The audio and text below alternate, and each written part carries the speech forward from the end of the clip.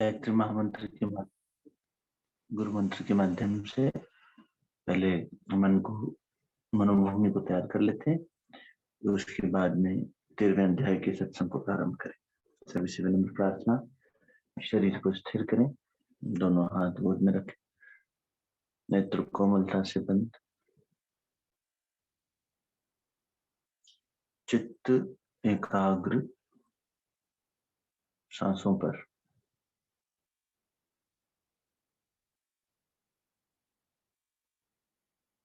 वृत्तियां शांत, विचार शांत,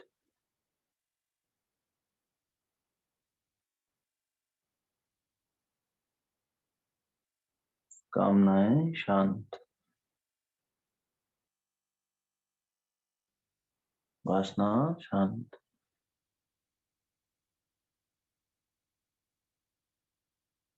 तृष्णा शांत, एकाग्र चित्त, भाव समाधि।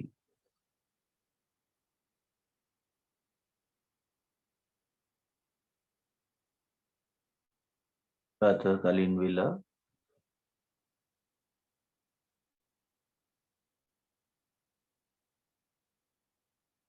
ब्रह्म मुहूर्त,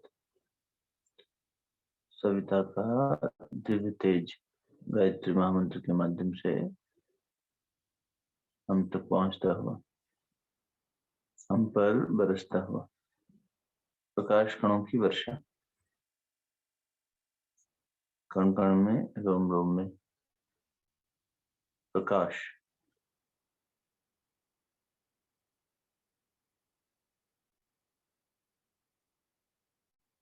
रोम रोम जागृत होता हुआ, मन का कोना कोना जागृत होता हुआ।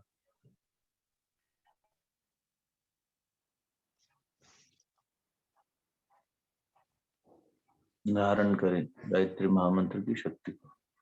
ओम भूर्भुवः स्वः तत्सवितुर्वरेण्यं भर्गो देवस्य धीमहि धियो यो नः प्रचोदयात्।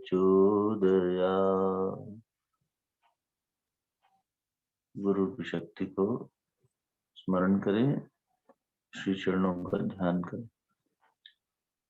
ओम गुरुर्ब्रह्मा गुरुर्विष्णु गुरुरेव महेश्वरः गुरु साक्षात् परब्रह्म तस्मै श्री गुरुवे नमः।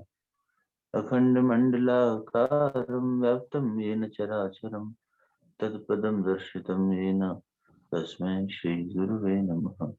मातृवत् लालेत्री च पितृवत् मार्गदर्शिका नमोस्तु गुरुसत्ताय श्रद्धा प्रज्ञायुता च या, श्रद्धा प्रज्ञायुता च या। दोनों हथेलियों को आपस में मिलिए।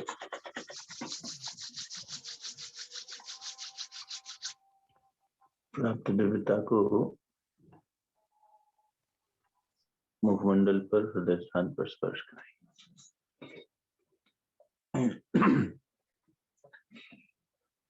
सहज अवस्था में आ जाए। सभी को सादर प्रणाम।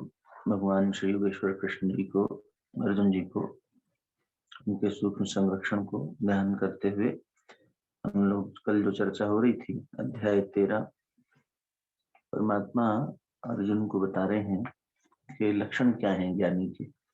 20 लक्षण है ना। तो देखें हमें कितने आत्मसात हुए, याद हुए। सबसे पहला उन्होंने क्या कहा? जो मान रहित है, जिसमें अभिमान नहीं है। अब सोचो, बिना रेफर किए श्लोक को और बुक को, अपने नोट्स को जरा सोचो, स्मरण करने की कोशिश करो, क्या क्या चर्चा में आया अब तक। 13/7 से शुरू हुआ था ना, 13वां श्लोक, अध्याय 7वां श्लोक। सबसे पहले भगवान ने कहा अमानित्वम, जो अमान, जिसमें मान नहीं है, अभिमान नहीं है ना, मान रहित है। फिर दूसरा क्या है? 9 बता दिए थे उन्होंने पहले श्लोक में। शुरू करो सोचना। अदम्भित, अदम्भ। हाँ, जो दिखावा नहीं करता। दम्भ करना माने दिखावा करना, जो नहीं है उसका भी दिखावा करना। एक कड़वा शब्द है। इसको वृत्तियां जब बात करते हैं कि वृत्तियां कितने प्रकार की होती हैं, तो महर्षि पतंजलि ने लिखा योग दर्शन में, वृत्तयः पंचतयः क्लिष्ट अक्लिष्ट।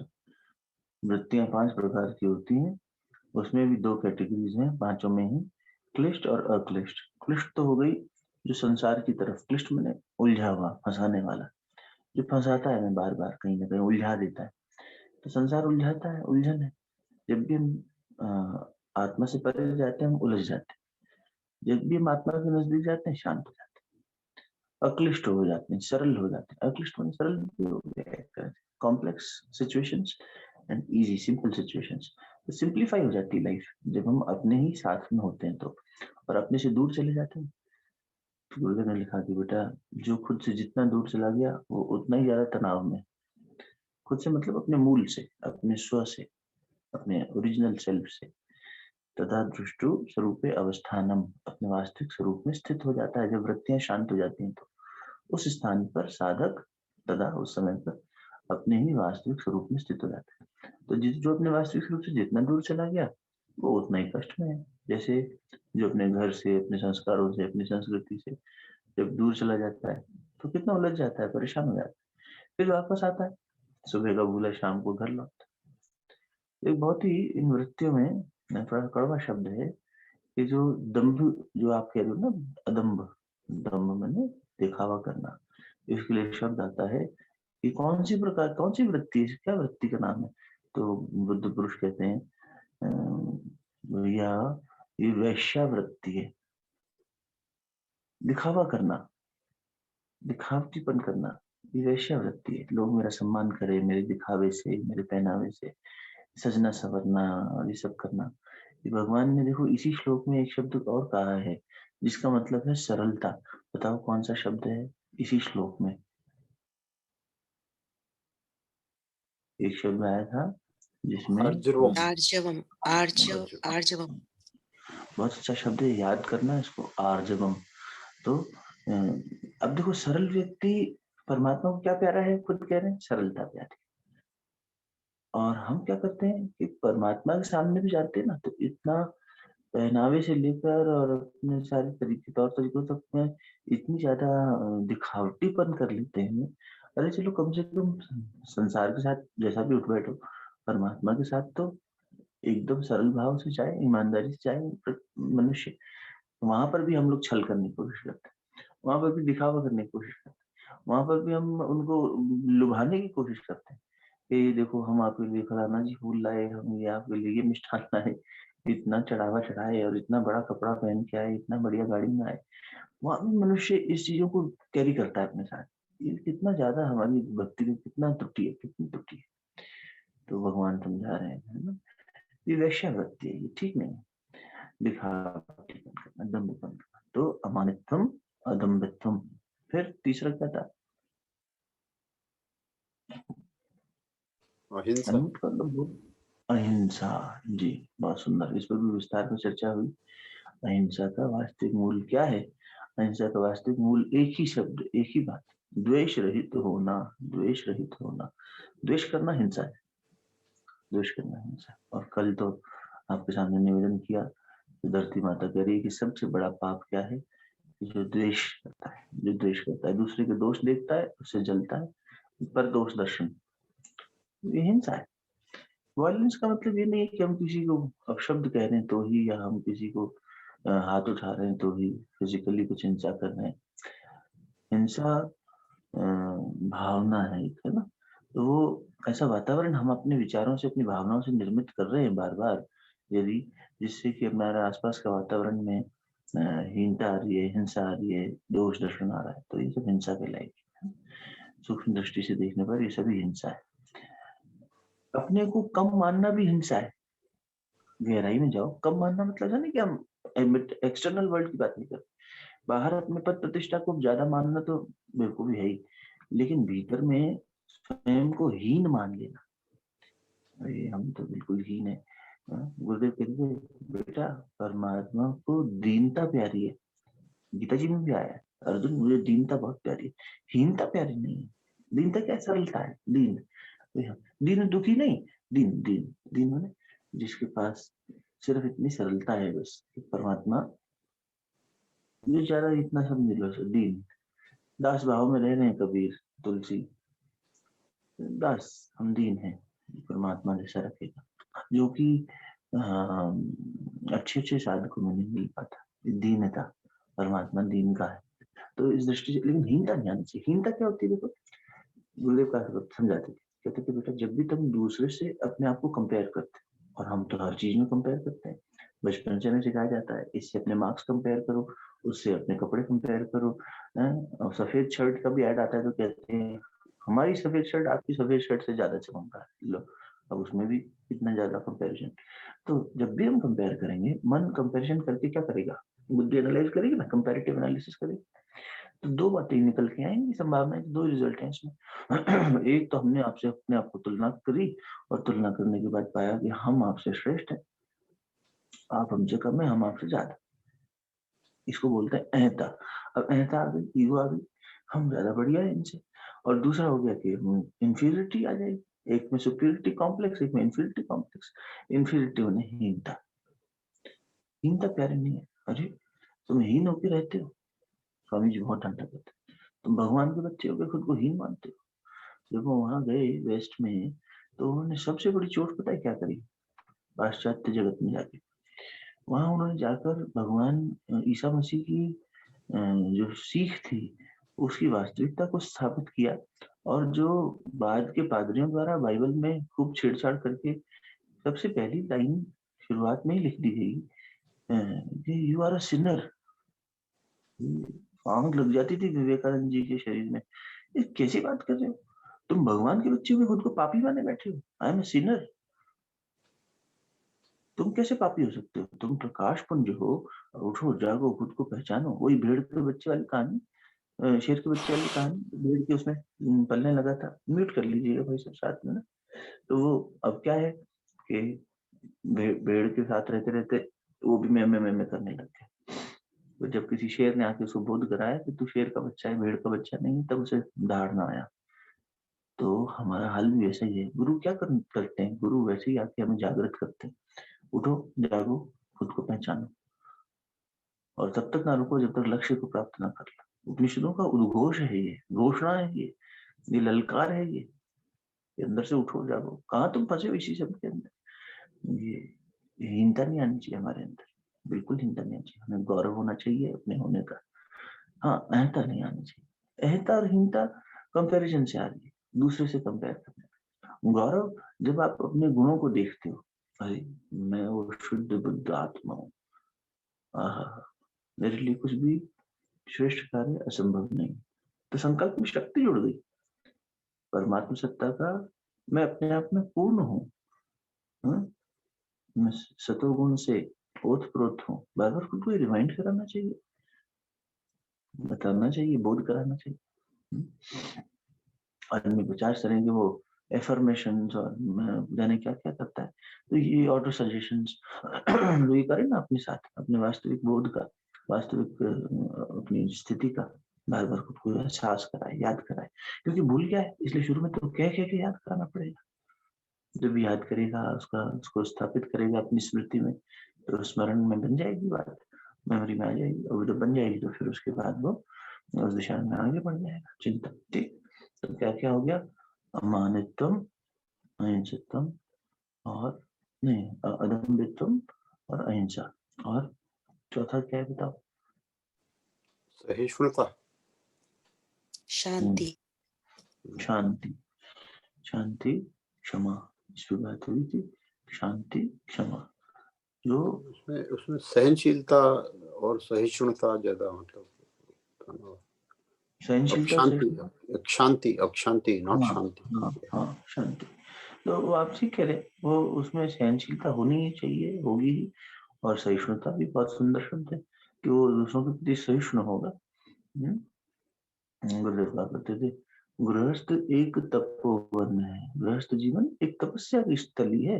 बड़ा सुंदर हमारे ऋषियों ने सोच समझ के बनाया। एक तो मनुष्य की वृत्तियां जगह जगह नहीं भागेंगे, इसलिए उसको एकत्रित करके एक जगह इकट्ठा करना, इसके लिए गृहस्थ आश्रम बनाया गया। वही पति और पत्नी के रूप में जब स्त्री पुरुष रहेंगे तो जगह जगह उनकी वृत्ति नहीं भागेगी, एक।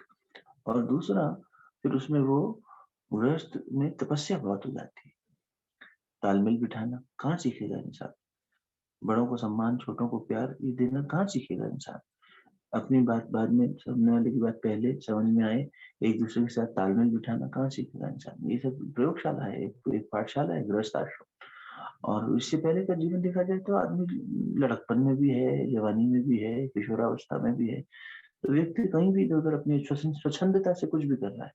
लेकिन यहाँ उसकी स्वच्छंदता पर और उसकी सोच पर और उसके कर्मों पर, उसकी जिम्मेदारियों पर पूरा अलग हो जाता है, विचारधारा बदल जाती है। कहते हैं ना, अरे इसकी शादी कर दो तो इसको अकल ठिकाने आएगी, थोड़ा सा इधर उधर ज्यादा परेशान करता है सबको, थोड़ा सा सुधरेगा, सुधरेगा, इस पे जिम्मेदारी का बोझ आएगा तो थोड़ा सा काम करेगा, उसको काम डालो, थोड़ा सा जिम्मेदारी डालो उसे करना। इस प्रकार से कहने का मतलब यही है कि उस गृहस्थ आश्रम में सीखने को बहुत कुछ है। और अगर सही दृष्टि से जी सकें तो कर्मों के बंधन को काटने का भी बहुत सुंदर एक आश्रम है गृहस्थ आश्रम। तो गृहस्थ एक तपोवन है जिसमें सेवा, सहिष्णुता की और संयम की साधना करनी पड़ती है, साधना करनी पड़ती है, मन को साधना पड़ता है, एक दूसरे की सेवा भी करनी पड़ती है, सहिष्णुता और संयम भी रखना पड़ता है, वाणी का संयम रखना पड़ता है, विचारों का संयम रखना पड़ता है, घर में क्या करना है, कैसे करना है, सब चीजों पे अपना अंकुश लगता है, चीजों पे संयम होता है, छोटे बड़े सबको सीखने को मिलता है। और इसकी साधना करनी पड़ती है, तो देखो जीवन साधना है ना। जीवन में साधना का मतलब सिर्फ एक सीमित वहाँ अपनी पूजा की स्थली पे बैठ के करने को साधना थोड़ी है। जीवन साधना तालमेल बिठाना, करना, सबको अच्छा बुरा सबके बीच में बैलेंस बनाना, ये सब गृहस्थ आश्रम में ही संभव है। स्वच्छंद व्यक्ति तो कुछ भी कर लेता है, किसी से बहस कराएगा, कुछ कराएगा, कहीं खर्च कराएगा, कहीं ले आएगा, किसी से दोस्ती कर लेगा, किसी से दुश्मनी कर लेगा। यहाँ हर चीज तालमेल बिठाना पड़ता है, इसलिए गृहस्थ में एक बहुत तपस्या हो जाती है, गृहस्थ तप होता है। तो भगवान कृष्ण ने गीता जी, कल ही हम हेमलता जी के यहाँ पे सत्संग में कह रहे थे, बाकी बाद में जब दीपिका के बाद लोग बैठे थे उनसे बात होते होते तो प्रश्न आया कि ऋषियों में सबसे श्रेष्ठ कौन है? तो ध्यान पे चर्चा चल रही, तो भगवान कृष्ण ने उत्तर दिया कि हे ऋषियों, ऋषियों ने पूछा भगवान कृष्ण से कि सबसे श्रेष्ठ ऋषि कौन? तो बोले जनक। बोले भगवान हमारा प्रश्न आप समझे नहीं, हमने ऋषियों में पूछा है, वो तो राजा है। बोले नहीं नहीं, मैं समझ गया, राजा ही नहीं है, वो राज ऋषि है, वो राजा के तो पद पे बैठे हैं, मुझे जनक सबसे प्रिय है। आप लोगों ने पढ़ा है, जब हम अर्जुन के साथ में विभूति योग अध्याय पढ़ रहे थे तो भगवान ने विभूतियां बताई, 72 टाइप्स उसमें बताया कि हे अर्जुन, ये सब बताना तो मुश्किल है, मैं फिर भी तुझे मुख्य बताता हूँ। नदियों में मैं गंगा हूँ, वृक्षों में मैं पीपल हूँ, छंदों में मैं गायत्री हूँ, ऋषियों में मैं जनक हूँ। ओहो, जनक जी में क्या खास बात है? तो ये ऋषिगण पहुंचे और जनक जी के पास, जनक जी से पूछा आप बताइए। तो जनक जी ने कहा उत्तर देंगे, कोई बात नहीं, आप आए हैं, आतिथ्य तो कर लेने दीजिए, आप बैठिए आराम से। ऋषियों ने देखा कि जनक जी जो है 50 कामों में व्यस्त हैं और हम लोगों के साथ भी पूरा समय दे रहे हैं, समझ गए कि उनके अंदर विरक्ति का भाव है? अभी आगे के श्लोक में आएगा, कल ही बात करते हैं, आसक्ति, विरक्त भाव से जनक जी का लगे हुए। तो जनक जी से प्रश्न तो पूछा ही गया था, तो जनक जी ने कहा एक काम करिए, आपके शिष्यों को जरा घूमने भेज देते हैं जनकपुरी, और जनकपुरी घूम कर आ जाए, आप लोग हम लोग बैठते हैं। हाँ ठीक विचार। तो शिष्यगण गए, जब जाने लगे तो राजा जनक ने आदेश कर दिया कि हर शिष्य के हाथ में एक दिया रख दो, तेल का प्याला रख दो, और फिर उसके पीछे एक सैनिक खड़ा कर दिया कि देखना भाई अगर तेल गिरे छल के तो गला काट देना इनका। अरे भाई, अजीब आदेश है, लेकिन आदेश था, गुरुओं का भी आदेश था, राजा का भी आदेश था, तो शिष्यगण चले गए। जब लौटे कुछ समय बाद तो पूछा जनक जी ने, जनकपुरी कैसी लगी भैया? तो बोले अरे कैसी लगी क्या, हमारे सर पे तो तलवार लटकी थी हर समय, आपने अपने सैनिक को बोल दिया था कि तेल गिरे तो मार देना, गला काट देना, हम तो देख ही नहीं पाए, हमारा ध्यान सारा इसी पे लगा रहा, हम नजर ही नहीं हटा पाए। बस तो मुस्कुरा दिए, ऋषियों को देखा, बोले आपको शायद उत्तर मिल गया हो, मेरे दिमाग में ये बोध मेरे मन में हमेशा बना रहता है परमात्मा की तलवार मेरे सर पे लटक रही है, कब चल जाए भरोसा नहीं, कब छूटेगा हुक्म हजूरी, जब होगी उम्र पूरी, है ना। तो कब हो जाएगा पता नहीं, किस पल। लेकिन इस बात का बोध जनक जी को बना रहता है। हम लोग आप लोग सुनेंगे फिर भूल जाएंगे अगले पल, लेकिन बोध बने रहना, बोध बने रहना कि मैं कौन हूँ। कोहम कोहम कोहम कोहम कोहम बार बार खुद से पूछना, और फिर उस स्थिति में बनने का प्रयास करना, यही तो जीवन साधना है ना। जब वृत्ति उठी दंभ की, जब वृत्ति उठी हिंसा की, जब वृत्ति उठी अहंकार की, जब वृत्ति उठी वासना की, लालच की, ईर्ष्या की, तब उस समय पर ये बोध बार बार खुद को याद दिलाएगा, और फिर एक स्थिति ऐसी आएगी कि फिर वो वृत्ति उठनी ही बंद हो जाएगी, शांति आ जाएगी, शांत शांत। अभी हम एक बहन जी है हमारी यहाँ ऋषिकेश में, उनके पास मिलने में कई समय, मतलब महीना 1.5 महीना हो गया था। बता रहे थे उनके पति का फोन आया था कि 4-5 रातें हो गई हैं, 80 आवर्स हो गए, सोई नहीं है, तो एक साउंड हीलिंग सेशन के लिए आप आइए। तो 2-3 दिन पहले ही रात को जाके उनको एक सेशन दिया था। वो हमारे साथ जुड़ी थी जब, तो उसको एंगर इश्यूज बहुत थे, इतने ज्यादा कि छोटी छोटी बात पे गुस्सा आना और सामान उठा के फेंकना। वैवाहिक जीवन में हार्डली कुछ समय हुआ था, लेकिन ये सब उनको हैंडल करना आना था, सीखना था।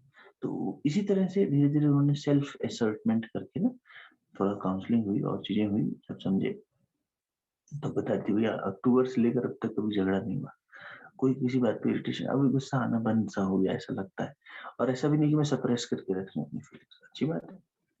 जिस व्यक्ति को रोज आता था, उसको अगर 2 महीने भी 1 महीना भी अच्छे से बीत गया तो उसके लिए तो बहुत बड़ा अचीवमेंट है।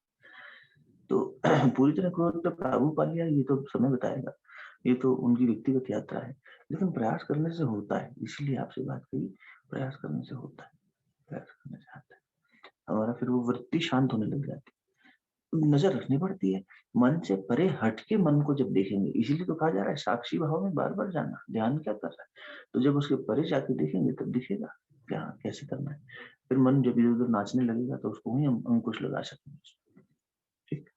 तो किसी भी प्रकार की ये सहिष्णुता, सहनशीलता, ये फिर क्षमा करने में मदद करती है, और यही शांति को स्थापित करती है, ठीक। बढ़िया, अगला क्या है?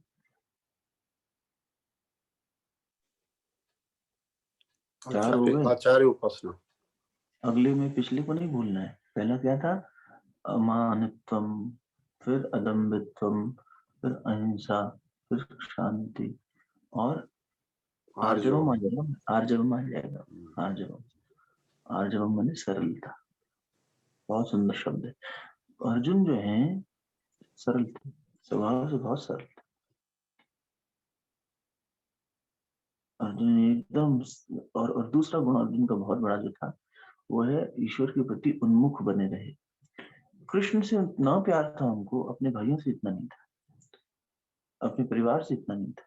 सबसे ज्यादा भगवान कृष्ण बताते हैं कि मुझे सबसे ज्यादा प्यार करने वालों में अर्जुन अग्रणी है, इसने मुझे बहुत प्यार किया है। द्रौपदी बहुत प्रेम करती थी, द्रौपदी कृष्णा बुलाते थे उनको, कृष्ण जो है कृष्णा बुलाया करते थे, मेरी बहन हो तुम द्रौपदी, मेरी प्रिय हो तुम। और कर्ण मुझे बहुत प्रिय है, कुंती मुझे बहुत प्रिय है, कुंती बुआ को भी बहुत प्यार करते।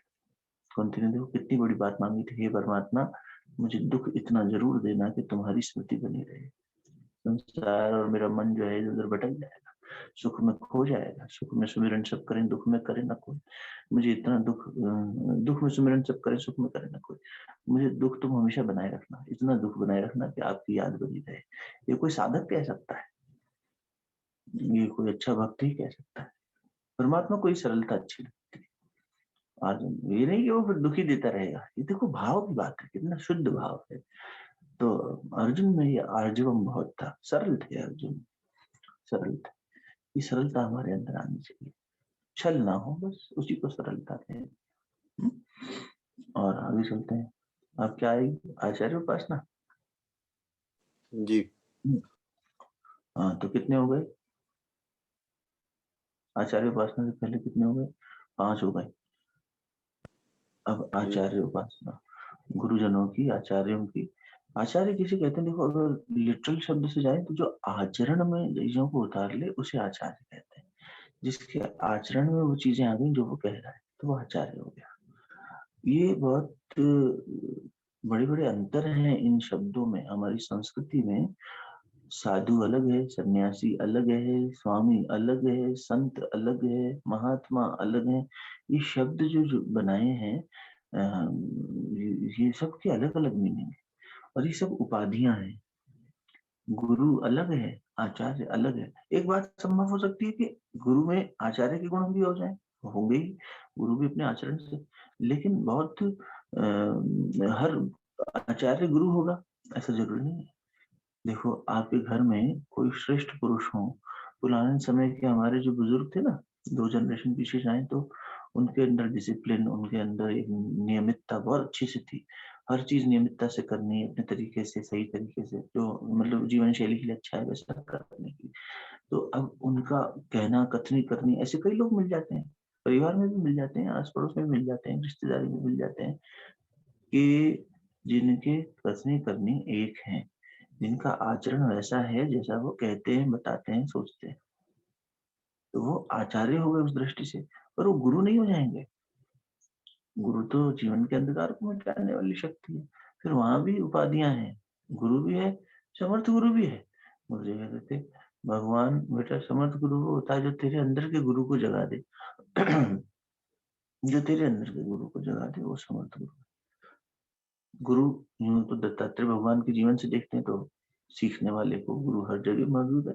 तो माँ भी गुरु है, पिता भी गुरु है, शिक्षकगण जो मिले हमारे वो भी गुरु है, गुरुजन है, वो कह देते हैं हाँ ये सब गुरु है। लेकिन फिर समर्थ गुरु कौन हुआ? जो इनमें से हो सकता है कि ये क्षमता किसी के पास हो, किसी के पास ना हो। जो गुरुजनों की बात अपन ने करी, माता पिता की बात करी, कि हमारे भीतर के गुरु को जो जागृत करते हैं कि हम भटके ही ना। लेकिन समर्थ गुरु कौन होगा? जो अपनी चेतना का अंश, अपने तप का अंश तुम्हारे में डाल देगा। देखो, माता पिता अपने रज वीर्य का अंश डाल देते हैं, माँ अपने शरीर का पूरा अंश डाल देती है बच्चे के शरीर में, और अपने प्रेम का पूरा अंश भी डाल देती है, माँ पिता भी डाल देते हैं। पर चेतना में परिवर्तन लाना तो फिर उनकी भी सीमा के परे की बात होगी, तो वहाँ समर्थ गुरु आएगा, है ना। तो इसलिए उपाधियां अलग अलग हैं, इनको समझना अलग अलग है, ऐसा नहीं। तो यहाँ गुरुदेव, यहाँ कहा जा रहा है, भगवान कृष्ण कह रहे हैं आचार्य उपासना। लेकिन गीता जी में भी ये समझना चाहिए कि मार्मिक बात क्या है। जैसे इसी श्लोक में अंतिम शब्द आया है आत्मनिरीक्षण, है ना, जो अपना निरीक्षण करता है। तो वहाँ आत्मा नहीं पढ़ लेना चाहिए उसको, वो मन के लिए रेफर किया गया है। आत्मनिरीक्षण किसका करेंगे? Self analysis.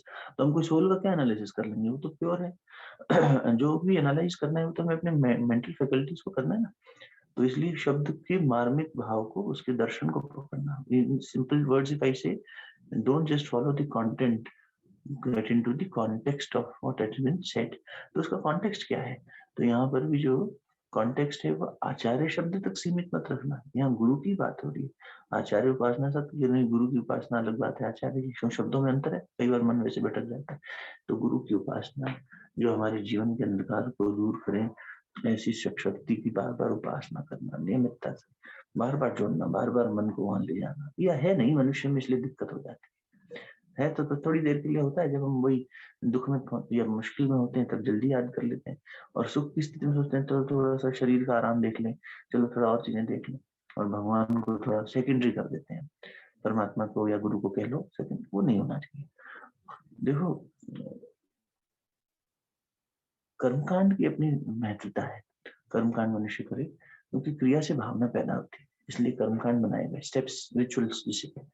But rituals are not the only thing ना, उसके पीछे का जो एसेंस है वो तो उसकी भाव में है, वही कंटेक्स्ट में है, किस कंटेक्स्ट से हम रिचुअल कर रहे हैं और क्यों कर रहे हैं, उसको समझ के किया जाए तो वो बहुत भावनाशील हो जाती है बात, उसमें उसमें पूरी ध्यान लग जाता है एक एक स्टेप पे समझ के करने पर। और एक स्थिति ऐसी आती है जब इन सब से उपराम होकर इनकी बस बहुत एक लिमिटेड वो हो जाती है कि इतना कर लो बहुत है, उसके बाद तो सारा जो है खेल वो अंतर यात्रा का ही है ना।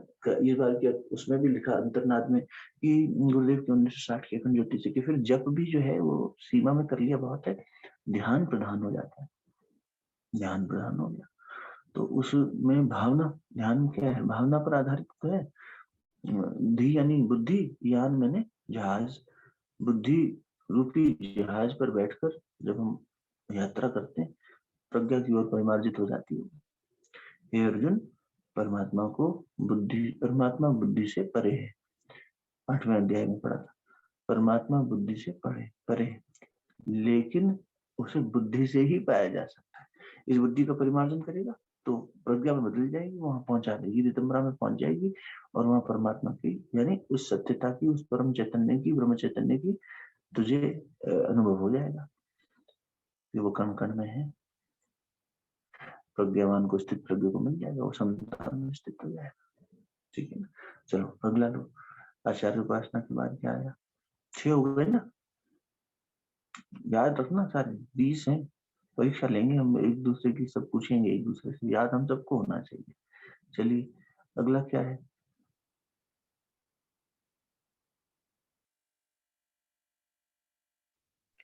बाहर भीतर की शुद्धि।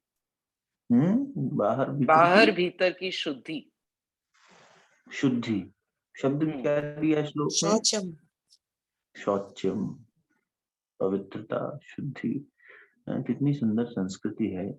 हम लोग कहते हैं विद्यालय, विद्या का मंदिर, आलय मैंने मंदिर, यहाँ विद्या की बात हो, विद्या का अर्जन हो। शौचालय, शौच पवित्रता का मंदिर है। महात्मा गांधी जी के आश्रम में गुरुदेव ने शुरू में समय बताया, गुरुदेव लिखते हैं, और प्रसिद्ध भी है, महात्मा गांधी जी कहा करते थे, आपका टॉयलेट इतना क्लीन होना चाहिए कि आप वहां बैठ खाना खा सकते हैं। अभी इस स्वच्छता की देखो कहाँ कहाँ तक सोच जाती है अच्छे लोगों की, महापुरुषों की, कहाँ कहाँ तक जीवन में सिखाते हैं। हर जगह होना चाहिए। हमारा क्या है, बाहर से ठीक ठाक है, कबर्ड ही खोल लो तो इतनी अस्त व्यस्त मिल जाएगी, वार्डरोब खोल लो तो इतनी अस्त व्यस्त मिल जाएगी, रोज सामान ढूंढते फिरेंगे, ये कहाँ है वो कहाँ है, ये खो गया वो खो गया। आदमी इतना अस्त व्यस्त होकर जी रहा है। बोलते थे कि व्यस्त रहो मस्त रहो, अस्त व्यस्त मत रहो बेटा। अस्त व्यस्त क्यों हो जाते हो बार बार? उसी में कितना एनर्जी, कितना टाइम, कितना स्ट्रेस तो हम इसी से ले लेते हैं। सामान खो गया, ये नहीं मिल रहा, रसोई में जाएंगे चाकू नहीं मिल रहा, लाइटर नहीं मिल रहा, ये नहीं मिल रहा। हमारा कुछ सुनियोजित होता ही नहीं, हर जगह हड़बड़ी हड़बड़ी दिखती है। तो ऐसा नहीं हो, हमारा जीवन सुव्यवस्था एक अच्छा गुण है, आना चाहिए। वैसे शौच पवित्रता, तो बहुत ही ऊंची बात हो गई। अध्यात्म की पहली शर्त पवित्रता, पवित्रता। सब महापुरुषों ने इसकी बात करी है, भगवान ने भी पवित्रता, जैसे अभी पीछे अपन ने पढ़ा ना कि विभीषण मुझे छल प्यारा नहीं है, राम जी बता रहे हैं गुणों को, तो वहां पर भी वही उपदेश में मिल रहा है, यहाँ भी छल प्यारा नहीं है परमात्मा। पवित्रता, हम जैसे हैं वैसा स्वयं परमात्मा के सामने खुद को प्रकट करते हैं भीतर, और अपने भावनाओं में शुद्धिकरण करते चले जाए, शुद्धिकरण करते चले, जैसे हैं वैसे ही पड़े रहेंगे वो भी ठीक नहीं है। शुरुआत में जो है वो सब बताएं, लेकिन फिर वहां से प्रोग्रेस भी करें, है ना? तो अपना ट्रू असेसमेंट भगवान को व्यक्त कर दिया, और वहां से आगे की प्रगति करी। शौच में पवित्रता, ठीक, सुंदर, भीतर बाहर की शुद्धि। और बताएं,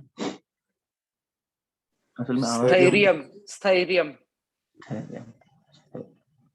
स्थिरता, पृथ्वी त्वया धृतालोका देवी त्वं विष्णुनाथ त्वं च धारे माम देवी पवित्रम कुरुशासनम।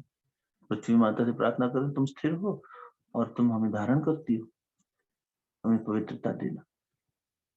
देखो, जो स्थिर ही नहीं है जीवन में, वो कहाँ कुछ निर्णय ले पाएगा। वही जैसे भी बात हो रही थी, अस्त व्यस्त हो, अस्थिर हो, तो कहाँ कुछ निर्णय ले पाएगा, कहाँ कुछ अपने जीवन को आगे दिशा दे पाएगा। हम बच्चों को अधीर बना देते हैं, इम्पल्सिव बना देते हैं।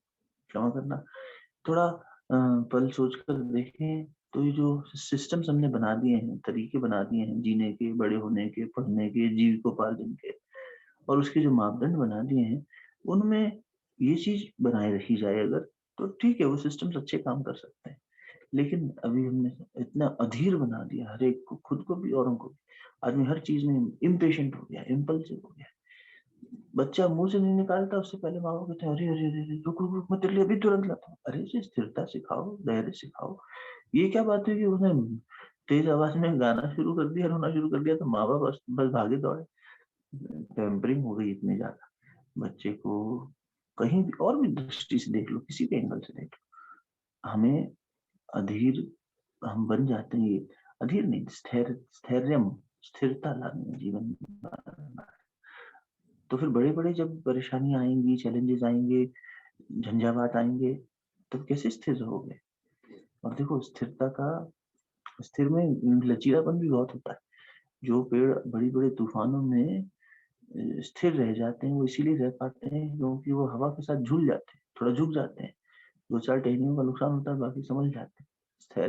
स्थिरता, है ना? और जो अकड़ में मान में ही रहते हैं वो उखड़ जाते हैं। तो इसलिए हमें स्थिर व्यक्ति का मतलब होता है, ये स्थिरता जो है हमारे अंदर लचीलापन भी लाएगी, फ्लेक्सिबिलिटी भी लाएगी, एक तालमेल करने की क्षमता भी लाएगी।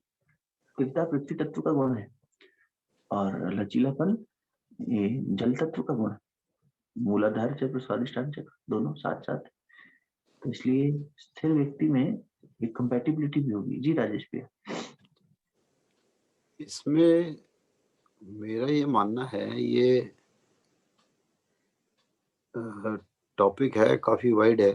सम other day I think we will discuss also. जी लचीलापन होने के साथ साथ मैं एक्चुअली जब बीएचएल हरिद्वार में था तो एक पेड़ को अक्सर देखा करता था वहां पे। तो वो मतलब बड़ा विशाल था, बड़ी उसके अंदर एक प्रेरणा थी, पर उसके रूट्स का स्ट्रांग होना, उसके एक थोड़े लचीलेपन के साथ साथ रूट्स का स्ट्रांग होना भी, तो ये सारी चीजों के लिए we have to probably you know put work on that, our generations or we ourselves also are well rooted actually. जी बिल्कुल, एकदम सही कहा आपने। हमारी सुषमा दीदी भी भारतीय संस्कृति और इस पे बहुत काम करती हैं, लिखती हैं। और उसके बारे में जिन्होंने अभी मैं इतने सब इसमें नहीं अनाउंस कर पाया, मैं वेट ही कर रहा हूँ कि एक सही दिन करूँ, लेकिन आज कह ही देता हूँ। दीदी ने भी बहुत अच्छा एक स्टार्टअप किया है, एनजीओ, और 2 वर्ष तक इनकी टीम ने उस पर काम किया, चिंतन किया। 26 जनवरी को देश को समर्पित एक अच्छी पहल करी। आने वाले समय में जो अभी बीज बोया गया है वो अच्छा वट वृक्ष बनेगा। तो अब ये आप ठीक कह रहे हैं, रूटेडनेस, ग्राउंडेडनेस, है ना? जो जड़ ना केवल मजबूत हो बल्कि गहरी भी हो। और यूं देखें तो हमारी ग्राउंडेडनेस, हमारी रूटेडनेस अपनी वास्तविकता में, अपने मूल स्वभाव में बनी रहना। थोड़ी देर पहले जो मैं कह रहा था गुरुदेव के रेफरेंस से, कि जो खुद से जितना दूर चला गया उतना तनाव में, जो खुद के पास है वो स्थिर है, उसमें स्थिरता है, मजबूती है। क्यों? क्योंकि वो खुद की वैल्यूज से, या यूं कह लो कि अपनी मूल जो अंदर का सबका एक ही वैल्यूज है। मूल में तो सब कंपैशनेट है, कोई भी घृणा से नहीं जीना चाहता, सब प्रेम से जीना चाहते हैं। कोई भी अपमान पूर्वक नहीं जीना चाहता, सब एक दूसरे को सम्मान देना चाहते हैं। सब वही सहिष्णुता से, मैत्री से जीना चाहते हैं। जी नहीं पा रहे हैं क्योंकि भूल गए हैं कैसे जीना है, लेकिन चाहत हम सबकी एक ही है।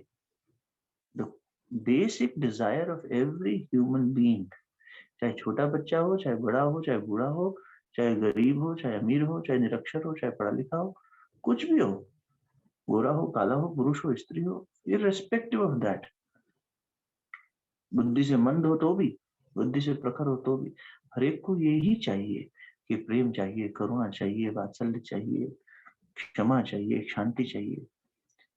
हर एक की भूख इतनी सेम है, सबकी सीमित और सेम है। तो अंतरात्मा तो सबकी एक ही बात कह रही है। ये तो मन है जो नहीं चल पा रहा है, जो उसको व्यवस्थित नहीं कर पाए। तो जितना जितना मन आत्मा के साथ बैठेगा, यानी स्वयं के साथ बैठेगा, वही तो स्वामी जी बार बार चिल्ला चिल्ला के कह रहे हैं, अपने साथ बैठो, sit with yourself, otherwise you will miss meeting one of the most important person on this world। मतलब अपने अपने अंतरात्मा के साथ बैठो, वहां से प्रेरणा लो। गुरुदेव ने एक वाक्य कहा, हमारा दिमाग समझ ही नहीं पाया उसको शुरू में। कहते थे कैसी बात कर रहे हैं गुरु जी, अपना मूल्य पहचानो और विश्वास करो कि तुम संसार के सबसे महत्वपूर्ण व्यक्ति हो। हमने कहा लो, हमें समझ ही नहीं आया, तो लौकिक बुद्धि से नहीं समझ में आया, तो हम यही सोचते रहे कि तो बड़ा, इससे तो ईगो बढ़ जाएगी कि संसार का सबसे महत्वपूर्ण व्यक्ति मैं हूँ। और अपना मूल्य पहचानो, तो पहली लाइन की 3 शब्दों में ना, अपना मूल्य पहचानो, इसी में सारा खेल छुपा था। बाद में धीरे धीरे धीरे धीरे खुलने लगा, तो समझ में आया कि ये तो मूल्य क्या है फिर, मूल्य किस चीज का है?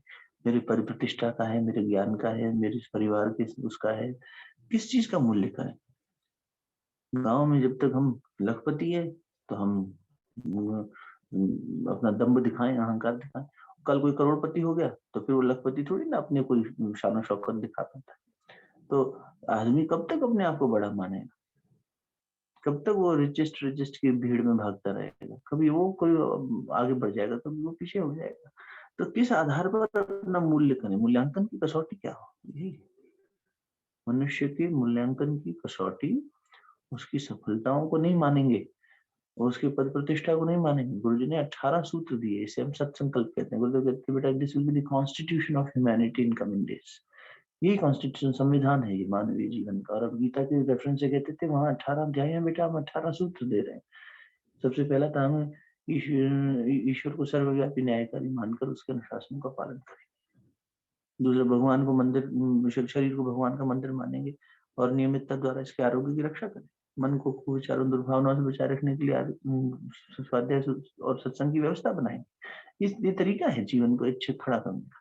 तो उसमें एक जगह कहते हैं कि मनुष्य के मूल्यांकन की कसौटी ये नहीं होगी कि उसने कितनी सफलताएं पाई, ये भी नहीं होगी कि उसमें कितनी विभूतियां हैं। अरे ये बड़े विभूतिवान है, इनमें तो इतने स्किल्स हैं। अरे कुछ नहीं है, ये सब सफलता की ये मूल्यांकन की कसौटी नहीं है। होगा अच्छी बात है, लेकिन इससे हम मूल्यांकन नहीं करेंगे। ये नहीं कहेंगे यार ये देखो इतना पैसा कमाता है, हमारे बच्ची के लिए बिल्कुल सुखी रखेगा, अपना गाड़ी है, अपना घर है, अपना पैसा है, अपना पद प्रतिष्ठा है, बड़ा अच्छा रखेगा।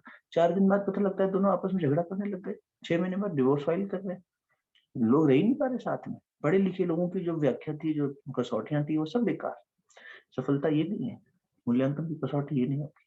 वही जो आपने कहा, मूल्यांकन की कसौटी होगी आदमी के अंदर कितनी सहिष्णुता है, आदमी के अंदर कितनी करुणा है, कितना त्याग भाव है, कितना एक दूसरे के लिए परोपकार का भाव है, कितना एक दूसरे को सम्मान दे सकते हैं। ये होना चाहिए मूल्यांकन की कसौटी। जब ये मूल्य करने लगेंगे अपना, तब समझ में आएगा अरे हमारे अंदर इतनी शक्ति है, इतनी।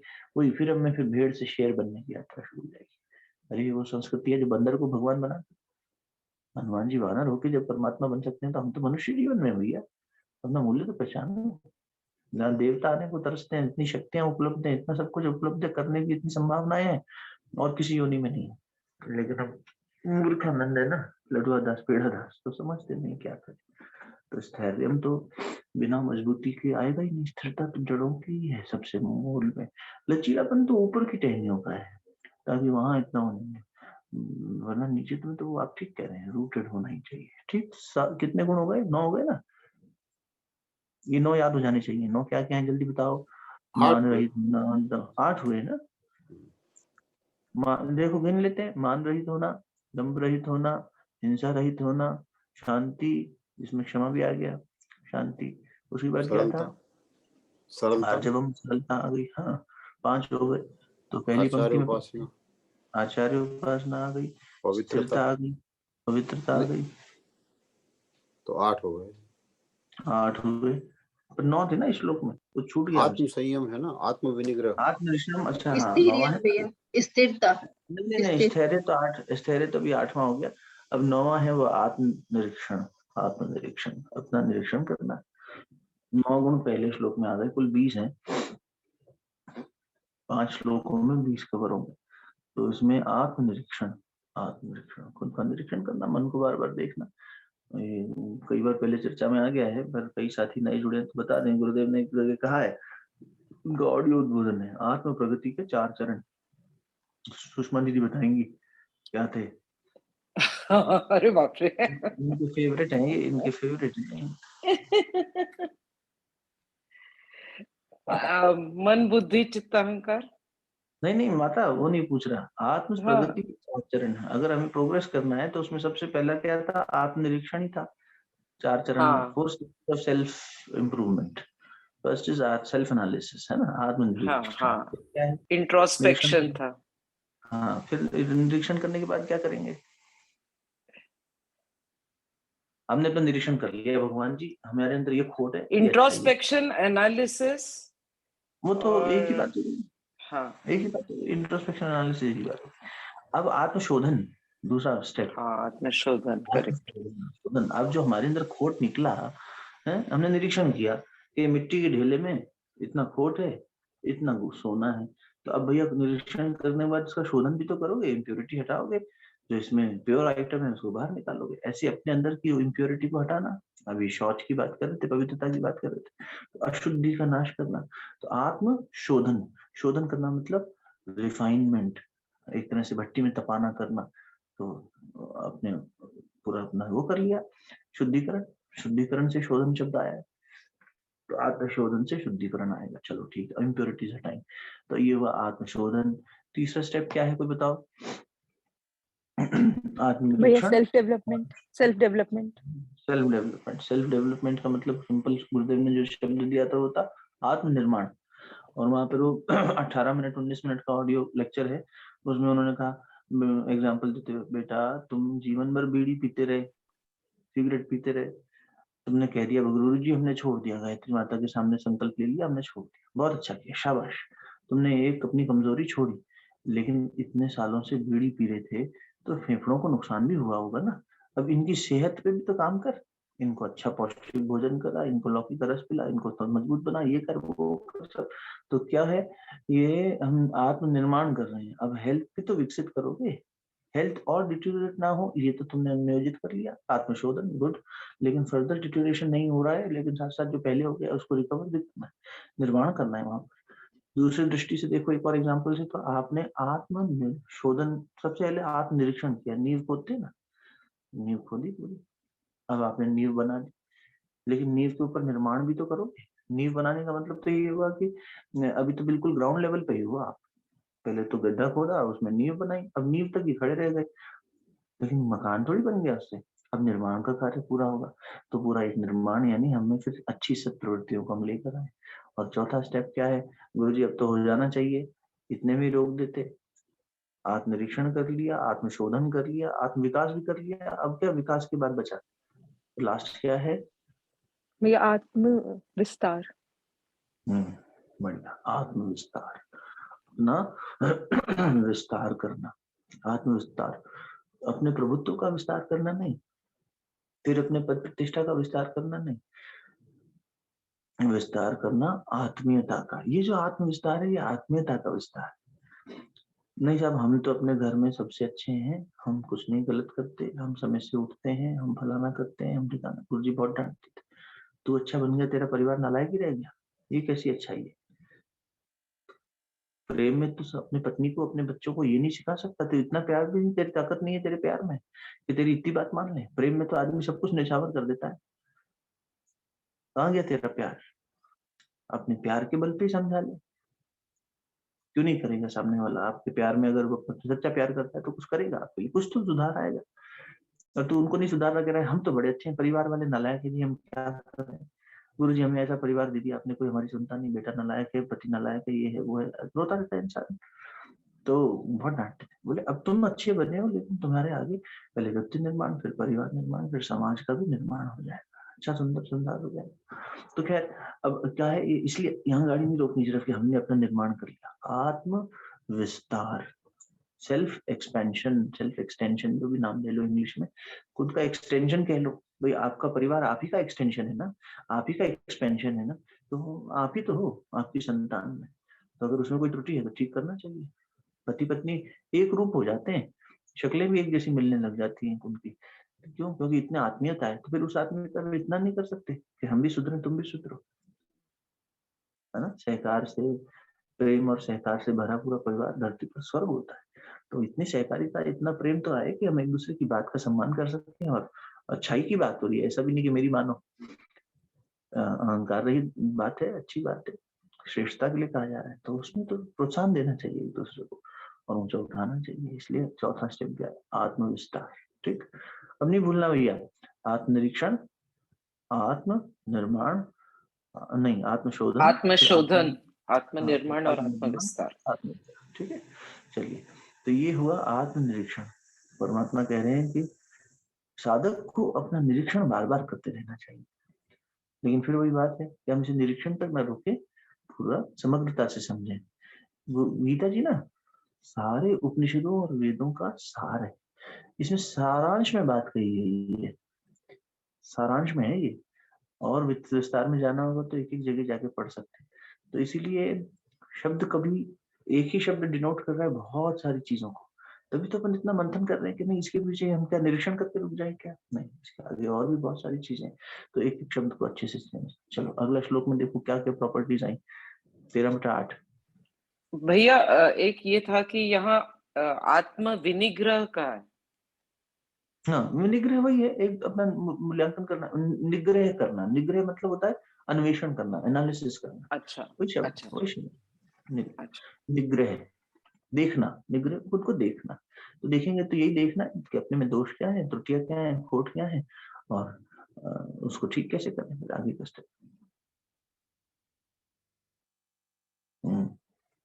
अगला ले श्लोक, उसमें क्या क्या है देखें। 13/8 में इंद्रियों का वैराग्य। इंद्रियों का वैराग्य, कल चर्चा हुई थी इस पर। इंद्रियों का वैराग्य, इंद्रियों से वैराग्य। इंद्रियां जो बार बार कहीं चली जाती हैं, कुछ भी संसार में गमन करने लगती हैं, उनसे वैराग्य होना। विस्तार में कल चर्चा हुई थी। तो इसलिए 4 प्रकार के संयम गुरुजी ने जो बताया, तो उसमें उन्होंने कहा वाणी संयम, समय संयम, विचार संयम, इंद्रिय संयम। अच्छा देखो, ये 4 संयम है। जरा थोड़ी देर के लिए पॉज लो और सोचो, सिंपल कॉमन सेंस लगाओ, कोई बहुत बड़ा आध्यात्मिक ज्ञान नहीं चाहिए। इन 4 में से कौन से संयम है? समय संयम, समय का संयम करना। समय एक बहुत बड़ी निधि है हमारे पास, बहुत बड़ी निधि है, बड़ा खजाना है समय। अच्छा, और समय संयम, विचार संयम, वाणी संयम और इंद्रिय संयम, 4 संयम। अर्थ अब संयम बोला था कल आपने। सॉरी, अर्थ संयम। हाँ, समय संयम, अर्थ संयम, विचार संयम, और ये वाणी संयम। वाणी संयम, इंद्रिय संयम। इंद्रिय संयम, वाणी नहीं, वाणी हमने अलग से जोड़ दिया, गुरुदेव ने 4 दिए थे। इंद्रिय संयम, इंद्रिय संयम, समय संयम, विचार संयम और अर्थ संयम।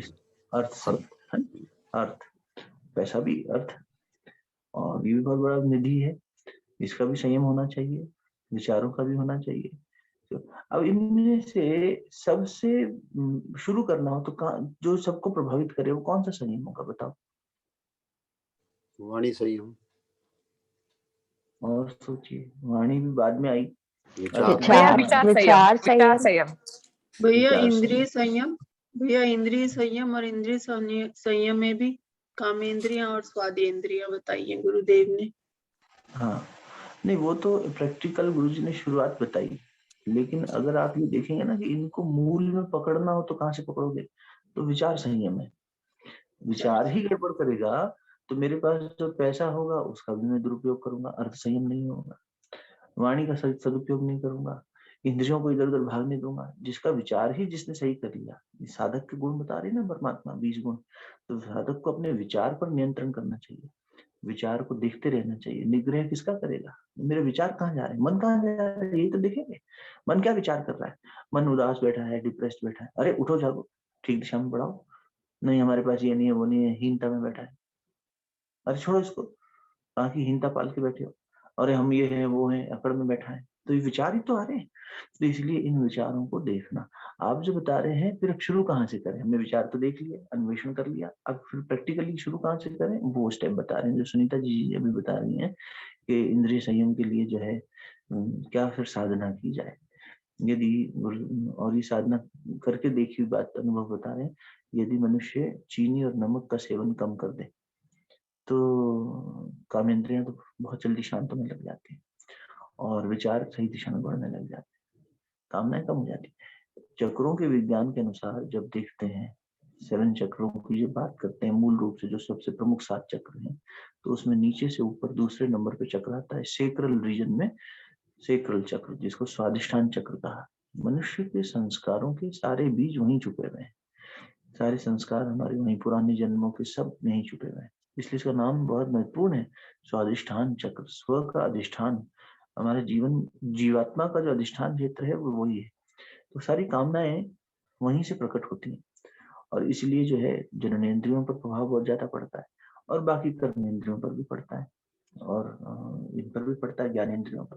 तो इसलिए इसके लिए जब हम नमक और चीनी की मात्रा, क्योंकि हम इसी से है, आप देखो भोजन में कभी नमक कम पड़ ही जाता है, चीनी ज्यादा हो ही जाती है, तो गुरुदेव ने कहा बेटा थोड़ा अस्वाद करके देख, बिना स्वाद के। ये जो स्वाद है ये सिर्फ नमक और चीनी का है, इससे परे जो मूल प्रकृति में स्वाद है, फलों में प्रकृति ने पर्याप्त शुगर दी है, फ्रक्टोज होता है उसमें, नमक भी मात्रा में दिए हैं, लवण भी दिए हैं, मिनरल्स भी दिए हैं, खनिज भी, सब कुछ है। तो हम लोग जो एक्स्ट्रा एडेड फ्लेवर्स डाल देते हैं ना, नमक चीनी जो एक्स्ट्रा है वो वही है।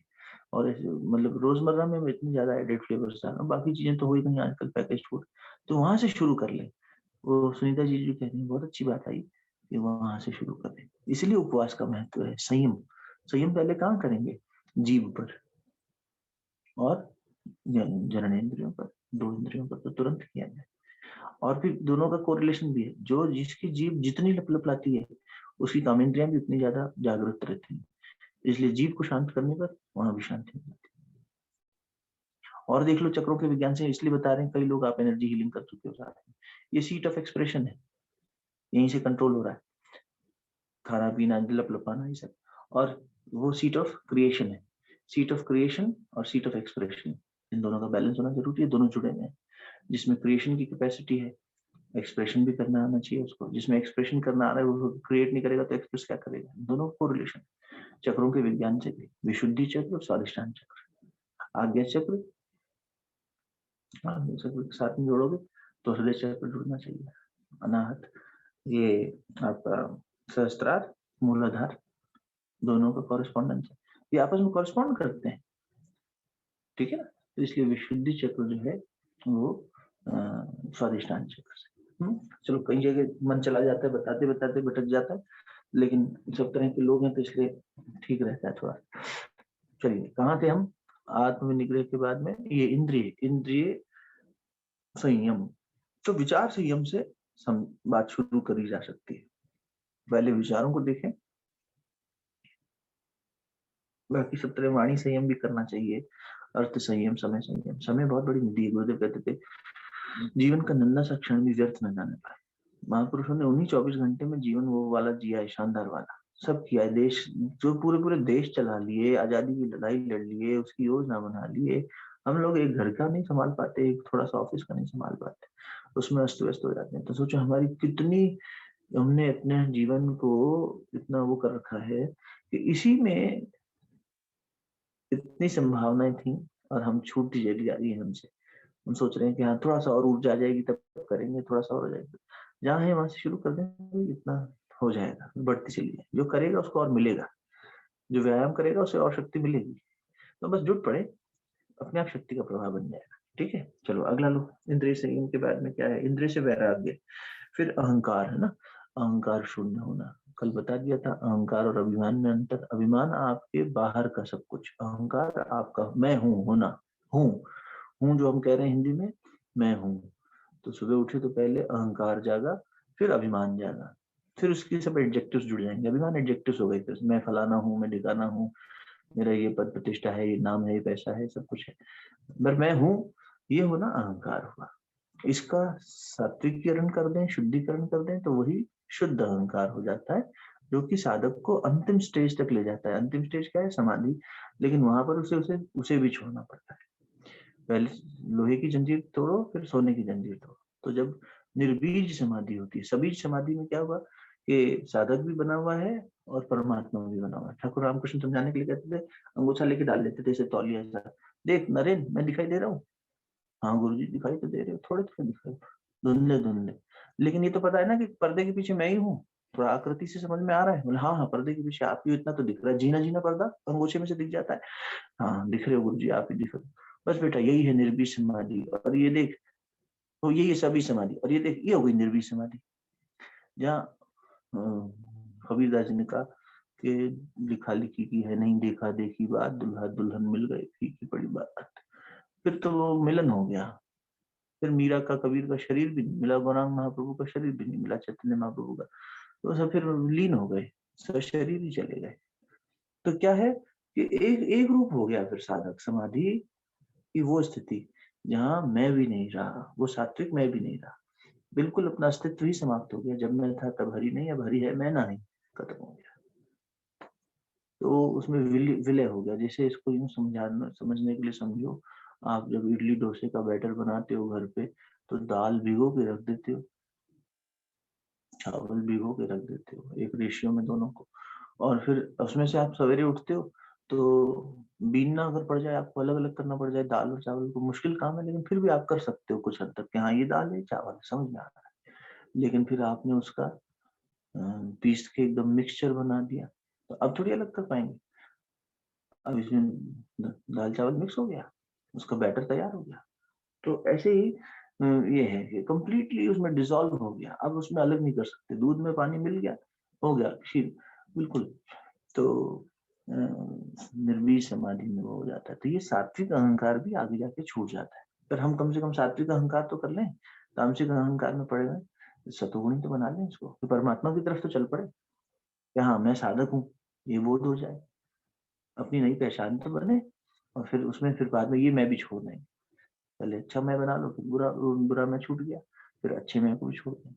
कांटे से कांटा निकालो, फिर दोनों कांटे छोड़ो, है तो दोनों ही कांटे। ठीक है, चलो। और जन्म मृत्यु जरा व्याधि दुख दोष दर्शनम, ये एक ही हो गया।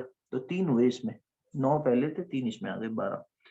ये इंद्रियों से वैराग्य, अहंकार से मुक्ति, और ये सब में जन्म मरण में और बीमारी में और जीवन की अलग अलग अवस्थाओं में ये देखना, दोष देखना। देखो दोनों तरह की बातें हमारी संस्कृति में बता दी है। एक तरफ जीवन की महानता भी बताई जा रही है कि जीवन इतना महान है, जीवन इतना विलक्षण है, इतने उससे मिला। लेकिन ये क्या है ना, हार्ड हिटिंग होती है कई बार, नहीं समझ में आ रहा, तो इसलिए ऐसे समझ, या तो इस बात से समझ लेते, मोटिवेटेड एक एनकरेजिंग टॉक हुई, हम बड़े मोटिवेटेड हुए, लेकिन फिर हम पानी की बुलबुली की तरह एक्साइटमेंट आया सुन के, हाँ हम भी करेंगे, और फिर खुश हो गए। अच्छी बात सुनी, हमने किया, पढ़ा, अभी बढ़ने की कोशिश करी, फिर छोड़ दिया, अच्छा फिर कहीं व्यस्त हो गए। तो इसलिए हार्ड हिटिंग भी तभी होगा। अच्छा फिर व्यस्त हो गए, तो अब हार्ड हिटिंग आ रही है, अरे तो जिसके पीछे भाग रहा है उसको देख तो सही, इस तरह के जीवन के पीछे भाग रहा है, इसको देख तो सही। मनुष्य जीवन की गरिमा कम नहीं करी जा रही यहाँ पे। कह रही देखो, ये कह दिया कि जन्म मृत्यु, ये तो ये कहा जा रहा है कि इस कंपल्शन से मुक्त हो जाओ, फ्री विल से आओ ना। महापुरुष फ्री विल से आते हैं, इसलिए उन्हें हम अवतारी चेतना ही कहते हैं। जब उनकी इच्छा होती है तब आते हैं, और परोपकार के भाव से आते हैं, दूसरों को मदद करते हैं। इच्छा नहीं भी होती तो भी आते हैं, नहीं आएंगे। गुरुदेव ने लिखा, बेटा बड़ी बड़ी स्तर की आत्माएं तो आना नहीं चाह रही, हमें धकेल के भेजा गया है कि तुम जाओ। बड़ा सूक्ष्म संकेत किया, हल्का सा, हमें धकेल के भेजा गया है। एक अच्छी बहुत दमदार पुस्तक है उनकी, महाकाल की युग प्रत्यावर्तन प्रक्रिया, पढ़िएगा कभी उसको, जरूर पढ़िएगा। परिवर्तन जो आ रहा है इसकी प्रक्रिया क्या है समझ में तो आए, तब एक साधक को जानना चाहिए कि परिवर्तन की प्रक्रिया क्या क्या है, फिर वो प्रक्रिया में जुड़ जाएगा तो कंट्रीब्यूट भी कर पाएगा और अपने अंदर का आत्म परिवर्तन भी कर पाएगा। कभी उसका स्वाध्याय शुरू करते हैं साथ में, है ना, ऐसा करते हैं, चलो साथ मिलकर करते हैं। जन्म मृत्यु जरा व्याधि दुख दोष दर्शनम, इस सब के दुख, इसमें देखो कितने दुख हैं, दोष हैं, और फिर समझ में आएगा कि जीवन से मुक्ति मिल जानी चाहिए, जन्म मरण से, इस सबसे बंधन से मुक्ति मिल जानी चाहिए। इसी को मूल स्वतंत्रता कहते हैं, इसी को तो इंडिपेंडेंस कहते हैं, फ्रीडम कहते हैं। वरना तो स्वामी जी कहा करते थे, do you really have a free will. Swami Vivekananda ji बड़े थे, विचारक अलग ही स्तर के थे। सोच कर देखो, क्या आपके पास सच में फ्री विल है? Are we not living compulsively by this the patterns of our mind? हमारे संस्कार हमारे को बार बार जो है गलत की तरफ धकेल देते हैं। भाई किसी को तीखा पसंद है, किसी को मीठा पसंद है, फर्क इतना ही होगा। लेकिन मीठा खाने वाला मीठे के प्रति कंपल्सिवली बिहेव कर रहा है, इधर ये कंपल्सिव, तो we are being a victim, being a slave of our mind, isn't it? तो वो क्या कह रहे हैं, are you really having a free will? जब तक तुम अपने मन से परे नहीं गए, तुम स्वामी बने ही नहीं मन के। अभी तो वो स्वामी बना बैठा है, तो स्वामी जैसा कह रहा है करवा रहा है, वैसा नौकर कर रहा है, जबकि सिचुएशन तो उल्टी है। तुम मालिक थे, वो नौकर था, लेकिन नौकर इतना सर पे चढ़ गया। ठाकुर कहानी सुनाया करते थे, एक सेठ जी थे बेटा, अकेले रहते थे तो बड़े धनाढ्य सेठ, लेकिन अकेले थे, पत्नी नहीं थी, बच्चे नहीं थे, अकेले रहते थे। तो उनके घर पे उन्होंने एक सेवक रखा हुआ था, उसको कुछ भी नाम रख लो, रामू शामू जो भी।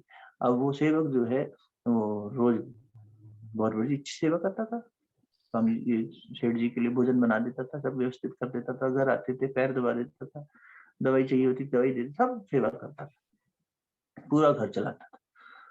अब सेठ जी को शराब पीने की आदत लग गई, अब शराब पीने वाला अकेला पीता नहीं था, तो वो जो पी के छोड़ते थे वो बेचारा नीचे सब चना चबेना लाना, हाँ रामू ये ले आ, वो कर ले, फलाना ले।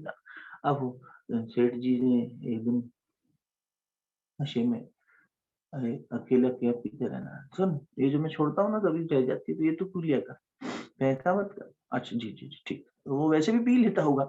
अब तो सेठ जी ने कह दिया, वो भी पीने लग गया। अब सेठ जी धीरे धीरे जो है, अरे तू नीचे बैठा है, अरे यहाँ यहाँ कुर्सी लगा मेरे बगल, यहाँ बैठ के पी मेरे साथ, क्या नीचे बैठा है, तू मेरा अपना है, प्यारा है, बैठ ठीक। अब वो और साथ बैठ के पीने लग गया। फिर उसके बाद में अरे अरे तू जा सामान ले आ, हाँ रख ले पैसे अपने पास रख ले, कोई दिक्कत नहीं, अगली बार काम आ जाएंगे। वो उसमें चोरी की आदत भी हो गई, व्यसन भी हो गया। अब एक दिन ऐसी घटना घटी कि सेठ जी की नींद खुली और उनका नशा टूटा। तो उन्होंने देखा कि जिस पलंग पे वो सोते थे उसके बगल में तो रामू सोया पड़ा है, जिस बिस्तर में। घर का नौकर था वो, सेवक था वो, आज वो सेठ जी की खोपड़ी पे बैठा है, उन्हीं के बगल में सो गया जाके। किस वजह से कि सेठ जी ने अपना मूल्य नहीं पहचाना, अपने पे विश्वास नहीं रखा, अपने पे संयम नहीं रखा, अपना मूल्य नहीं पहचाना। तो जो सेवा करने के लिए मिला था वही शत्रु बन गया, जो मित्रता करने के लिए बना था वो शत्रु बन गया। मन क्या है, वही सेवक है, वही मंत्री है, वही एडवाइजर है, लेकिन ये सही दिशा में चला नहीं, गड़बड़ा गया, क्योंकि हम चूक गए, जीव ही चूक गया। तो स्वामी तो यही था, मन नौकर था, सेवक था, सहयोगी था, लेकिन ये सहयोगी बनने की बजाय बॉस बन के बैठ गया। तो इसलिए इसलिए स्वामी जी कहते हैं, जब तक तुम्हारा मन तुम्हारे नियंत्रण में नहीं है तो are you really doing living by your free will. आप खुद को फ्रीडम कहते हो, इंडिपेंडेंट हो गए, कहाँ इंडिपेंडेंट हो गए, वी आर डिपेंडेंट एक्सटर्नली, स्वतंत्र हो गए। अरे अपने तंत्र को जाना नहीं, जिसने अपने तंत्र को जाना वही स्वतंत्र है।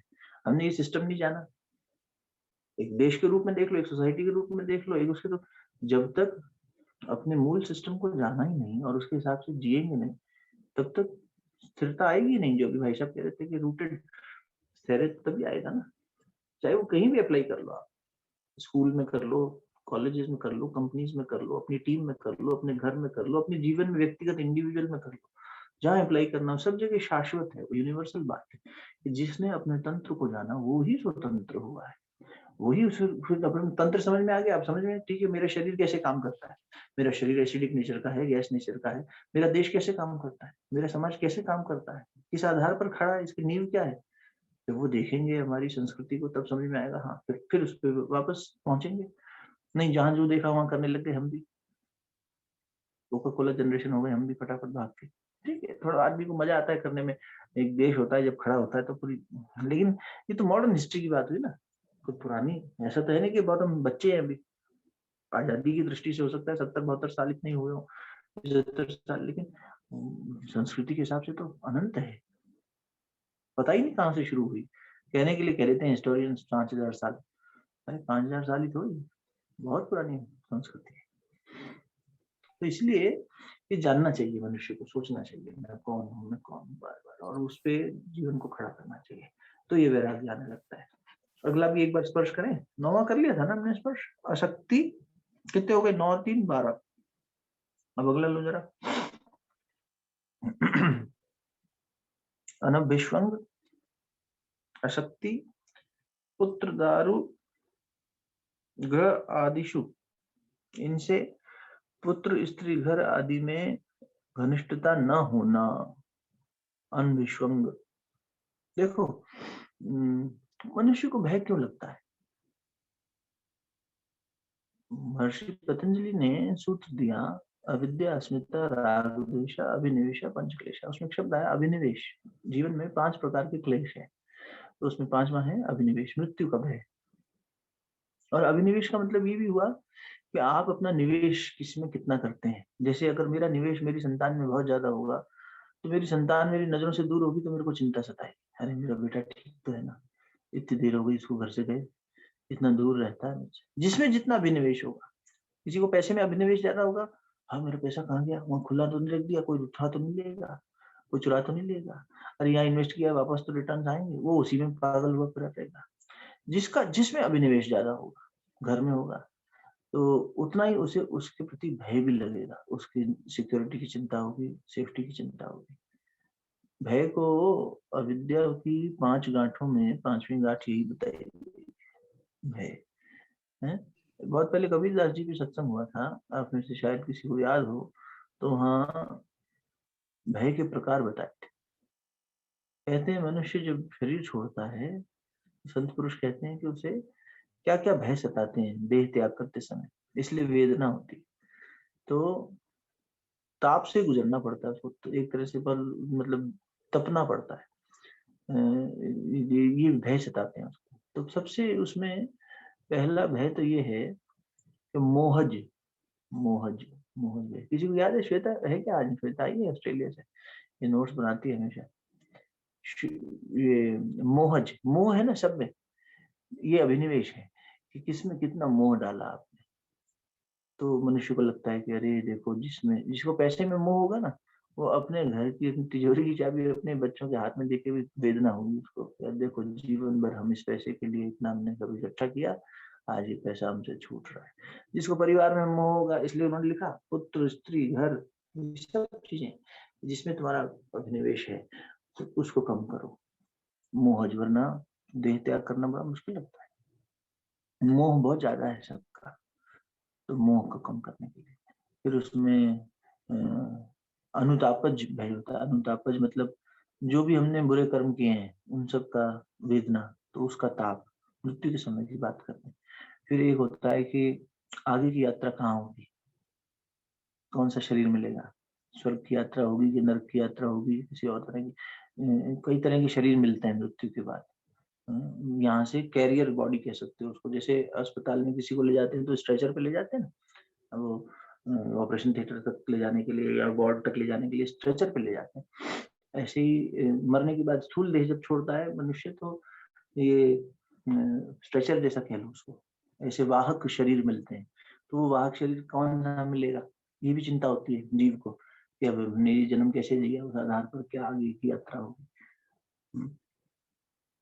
और जो सूक्ष्म देह है वो जाती है, स्थूल देह ही रह जाती है। तो सूक्ष्म शरीर जिसमें मन और सारी ये इंद्रियों का सब और कर्मों का लेखा जोखा सब जाता है, मनोमय कोश से लेके सारे कोश, तो फिर वो किस दिशा में जाएंगे इसकी चिंता होती है, कौन सा शरीर मिलेगा, किस दिशा में जाएंगे। तो इस प्रकार के भय मृत्यु के समय आते हैं। तो वहां ये आया कि जो मोह है, अभिनिवेश है, जिसमें जितना ज्यादा, इसलिए भगवान यहाँ पे चोट कर रहे हैं कि इन सब में अभी से ही कम कर लो अपनी आसक्ति। और नित्यम च, ये अनभिष्वंग आ गया ना, और उसके बाद आसक्ति कम कर लो। प्रतिकूलता और इसमें समस्थिति में रहना, हाँ समस्थिति में बने रहना। इस पर समता की तो बहुत बात करी हम लोगों ने ना, समता में जीना, न्यूट्रलिटी में जीना। तो आज एक तरह से हमने कितने पढ़ लिए जल्दी बताओ, अब गिनो। 9 पहले आए, फिर 3 आए, 12, इसमें कितने आए, 3 आ गए इसमें भी, है ना, 15 हो गए। अगला देखो, एक बार 10वां स्पर्श कर लो, पढ़ दे कल्पना, नीलम तू पढ़ दे। वंदना है क्या? वंदना पढ़ ले एक, 13/10 पढ़ लो। 10वां पढ़ना है कौन? हाँ 10वां पढ़ना जी भाई। मयि च अनन्य योगेन भक्तिरव्यभिचारिणी विविक्त देश सेवित्वम अरति जन संसदी। मुझ परमेश्वर में अनन्य योग के द्वारा अव्यभिचारिणी भक्ति तथा एकांत और शुद्ध देश में रहने का स्वभाव और विषयासक्त मनुष्यों के समुदाय में प्रेम का न होना। संडे है आज, 5 मिनट और बैठ लेते हैं, 7:15 हो गई जैसे। तो भगवान कह रहे हैं मुझ में अनन्य योग के द्वारा अव्यभिचारिणी भक्ति का होना। एक ही सूत्र है पूरा ये। कौन सी भक्ति है? अव्यभिचारिणी। व्यभिचार किसे कहते हैं? ये कौन सा आचरण होता है? व्यभिचार करना, जिसकी एब्सेंस की बात यहाँ कही जाए। बुरा विचार, बुरा व्यवहार, नहीं, और सोचो, व्यभिचार किसे कहते हैं? व्यभिचार करना, गलत विचार करना।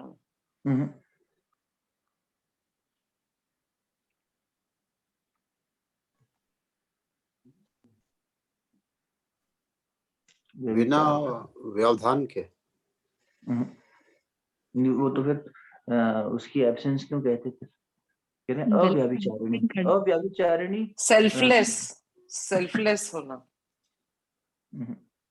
गलत आचरण करना। अंकुर भैया, मेरे रजत बोल रहा हूँ, मेरे हिसाब से व्यभिचार का अर्थ होता है दूसरे पर अतिक्रमण करना। हाँ बिल्कुल ठीक। ये जो रेप वगैरह होते हैं ना, व्यभिचार वही होता है, व्यभिचार। अतिक्रमण करते हैं हम उनकी दूसरे की ऊपर। जी जी, आक्रमण करना, अतिक्रमण करना, व्यभिचार करना। और विशेष रूप से व्यभिचार शब्द का प्रयोग आता है इसी शब्द में, मैथुन क्रिया में। और ये सब, ये अब देखो कहाँ शब्द लेके आए हैं, कितना एक तरह से ना विभत्स शब्द है। मुझ में अनन्य योग के द्वारा अव्यभिचारिणी भक्ति का होना। हमारी भक्ति व्यभिचारिणी है, अतिक्रमण करते हैं हम भगवान पर भी भक्ति के नाम से। इसलिए भगवान ने यहाँ पर स्पष्ट कर दिया, मुझे कैसी भक्ति चाहिए? अरे सरल भक्ति चाहिए, बिल्कुल सरल भक्ति चाहिए। रावण भक्त है मेरा, कोई बात नहीं, शत्रु भाव से भक्ति करता है तो मुझे स्वीकार है। तुम तो चापलूसी कर करके मुझे जो छलते हो, ये व्यभिचारिणी भक्ति है, ये नहीं चाहिए मुझे। तो हमारी भक्ति में, हमारे अप्रोच में, हमारी साधना में, हमारी उपासना में कितनी शुद्धता है, वही बात है। लेकिन गुरुदेव भगवान जो है वो शब्द इसलिए इतना कड़क इस्तेमाल कर रहे हैं कि समझ जाए हम कि कितना हमें मिलावट है हमारी भक्ति में। मिलावट रहित हो, मिलावट रहित हो, कहीं किसी प्रकार का उसमें अतिक्रमण, एडल्ट्रेशन, ये वो सब ना हो, ये नहीं होना चाहिए। सरल भक्ति तो अनन्य। और उसके बाद सबसे पहला ही शब्द इतना जबरदस्त है अनन्य भक्ति पे। जैसे प्रहलाद जी का उदाहरण ले रहे थे अपन पीछे, मीरा जी को सांप, जहरीले नाग भेज दिए थे राणा ने, तो उनको माला समझ के कि मेरे कृष्ण ने माला भेजी है मेरे लिए, तो वो सांप भी गले में लपेट लेते थे, और जहर देते थे तो चरणामृत समझ के पी जाते थे। तो ये है भक्त की, भक्त को भय होता ही नहीं। अभी अपन भय की बात कर रहे थे कि मृत्यु के समय किस किस प्रकार के भय होते हैं। भक्त तो इन सब अभिनिवेश से परे हो जाता है ना, सिर्फ और सिर्फ परमात्मा के अंदर ही मेरे प्राण, मेरा मन स्थापित है, बस। तो फिर परमात्मा के साथ में एक रूप है वो। दो मीरा हो गई, कबीरदास जी हो गए, तुलसी हो गए, कितना देखो, किसी भी भक्त को उठा के देखो, सूर हो गए, बड़े से बड़े, छोटे से छोटे, जो भी आपको नाम याद आते हो, सबके अंदर रैदास। कितने बढ़िया जीवन इन लोगों का। भक्तमाल नाम से गीता प्रेस की एक पुस्तक आती है, पढ़िएगा, उसको खरीदिएगा। भक्तों के बारे में उसमें उनकी महिमा है। तो भक्तों की महिमा बहुत बड़ी है। भक्ति की शक्ति सबसे ऊंची शक्ति है, जल्दी नहीं आती। इसलिए भगवान यहाँ कह रहे हैं कि मुझ में अनन्य योग द्वारा, अनन्य योग, कुछ भी हो जाए, अपनी देह से भी हमें तो छोटा सा कुछ हो जाए तो देह की हमें इतनी चिंता हो जाती है, और भक्त को तो अपनी देह की कोई परवाह ही नहीं होती, मृत्यु का कोई भय ही नहीं होता। वो तो परमात्मा के साथ ही रहता है हर पल, शरीर हो तो भी, शरीर नहीं हो तो भी। वैसी भक्ति की बात भगवान यहाँ कह रहे हैं, मेरे अंदर अव्यभिचारिणी और अनन्य योग द्वारा वो मिलती है। वरना हमारी भक्ति क्या है कि हमने प्रसाद चढ़ाया हनुमान जी को, अगर ज्यादा नहीं हुआ कुछ मामला तो हम तो संतोषी माता के पास चले गए संतोष पाने, वहां नहीं हुआ तो शक्ति लेने दुर्गा के पास चले। अरे वो इसलिए लोग, इंसान भगवान ही बदल देता है। अरे कम से कम निष्ठा तो रखी होती, वहां पर सब मिल जाता, नहीं कर पाता क्योंकि वो अधीर हो जाता ना, स्थैर्य में नहीं।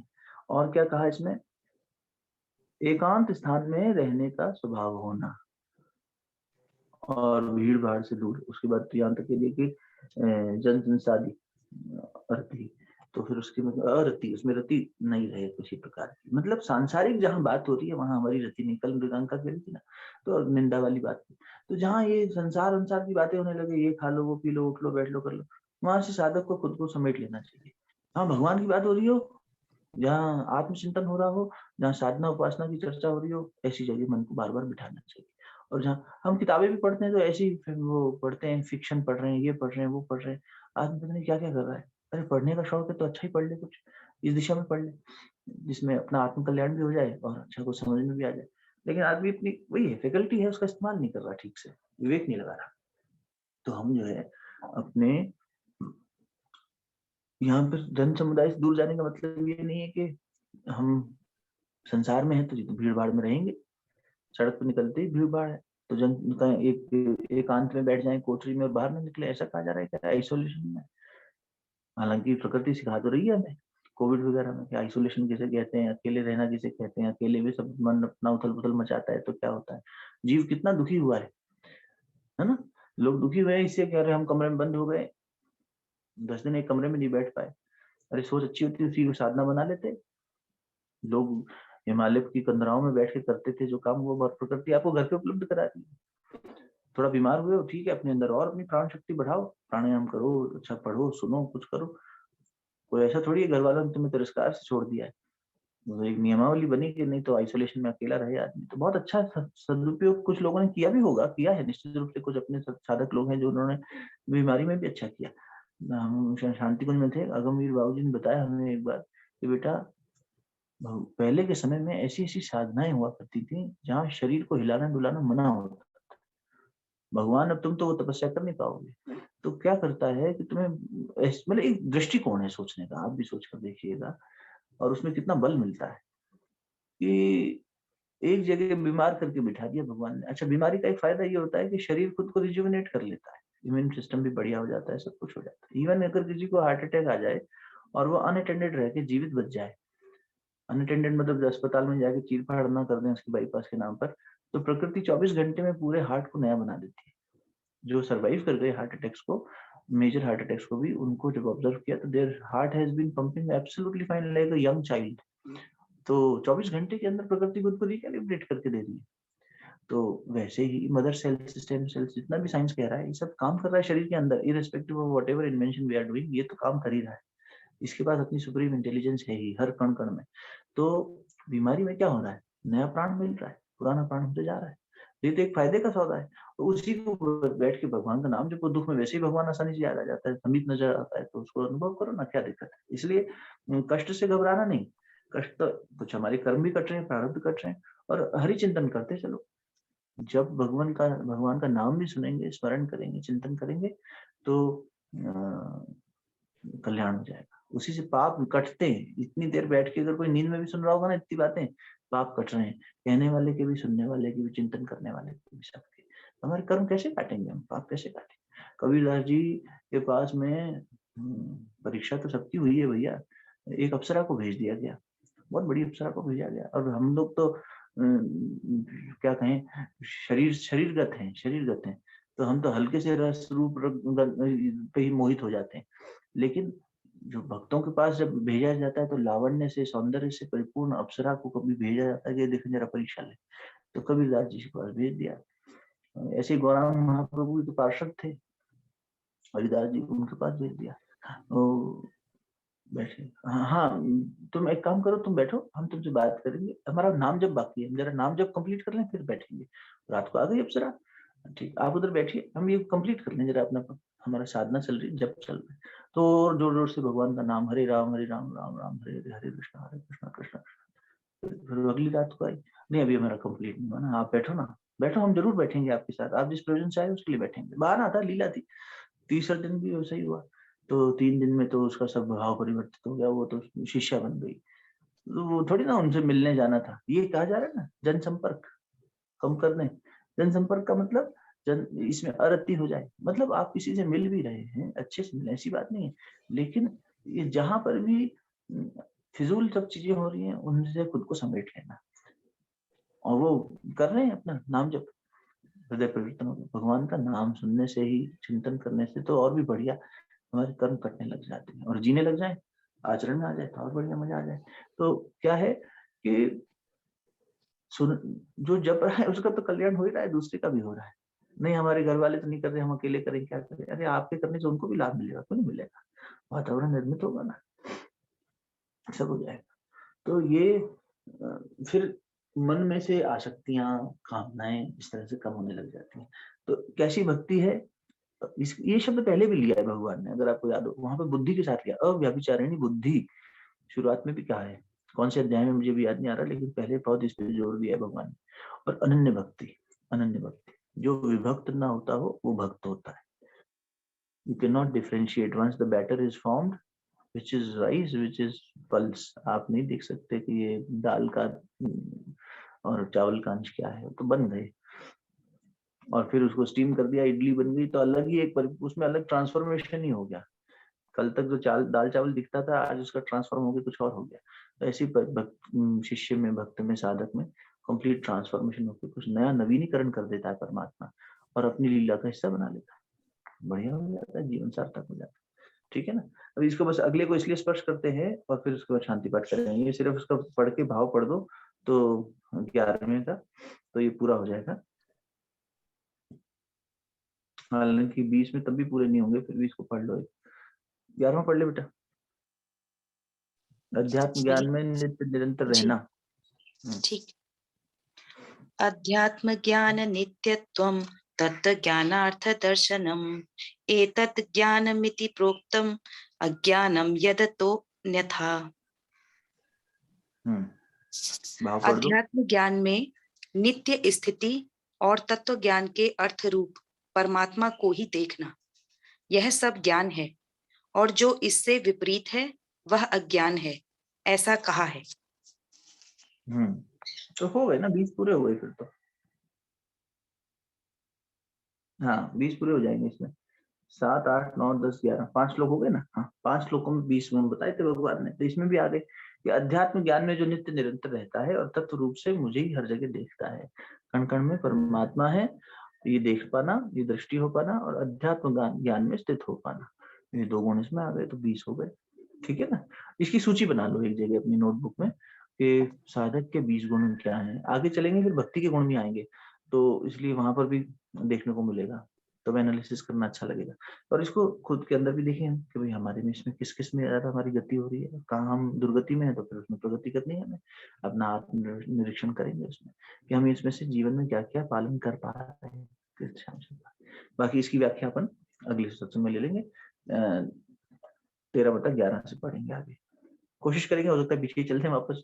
ये आसक्ति, अनन्य योग, ये सब इतने गहरे विषय हैं, इन पर खूब पढ़े सुने करें और उसके बाद फिर चिंतन करें तो नया कुछ निकल ही आता है। तो इन्हीं श्लोकों पे फिर थोड़ा समय बिताएंगे, क्योंकि आगे भाग जाएं और इसकी गहराई को छोड़ दें तो अन्याय हो जाएगा। ठीक है, चलिए शांति पाठ करते हैं। शरीर स्थिर कर लें, दोनों हाथ गोद में, मन शांत। जो अध्यात्म चिंतन की बात अभी अंतिम श्लोक में पढ़ी, अध्यात्म चिंतन चले और अनन्य भक्ति हमारी परमात्मा में हो। हमारी बुद्धि, हमारा मन व्यभिचार को त्यागे और उस दिशा में सरलता के साथ, स्थिरता के साथ, अहंकार रहित होकर, दंभ रहित होकर, हिंसा रहित होकर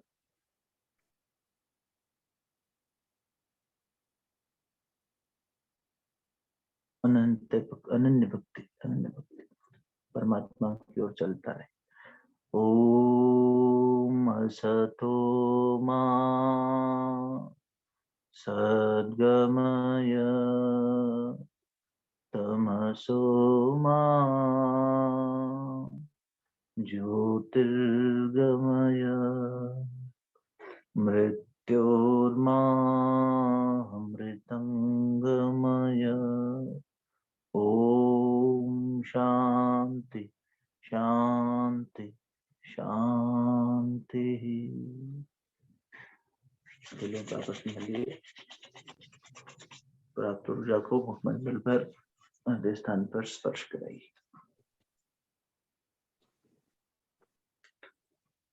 एक प्रस्ताव बहुत पहले मैंने दिया था पर वो पारित नहीं हुआ हमारी पार्षद में। वो प्रस्ताव फिर से रखना चाहूंगा। अभी शांति पाठ में मन में फिर वो भाव आया है। बताइएगा, सबकी सहमति होगी तभी, सोच के बताइएगा आराम से। विशेष रूप से वो लोग जो गीता जी में शुरू से जुड़े हुए हैं उनकी बात में थोड़ा ज्यादा तवज्जो देना चाहूंगा, क्योंकि सबके अपने अपने वो टाइम टेबल्स है मॉर्निंग के, वीकडेज के। तो कोई स्कूल में है, कोई बच्चों के साथ है, कोई अपने मॉर्निंग योगा क्लासेस में है। तो क्या हम आधा घंटा स्वाध्याय डेली कर सकते हैं गीता जी का सुबह 6 बजे, और अगर सुबह नहीं तो फिर रात को करें। तो क्या होगा कि एक तो निरंतरता बनी रहेगी, 5 दिन का गैप नहीं आएगा।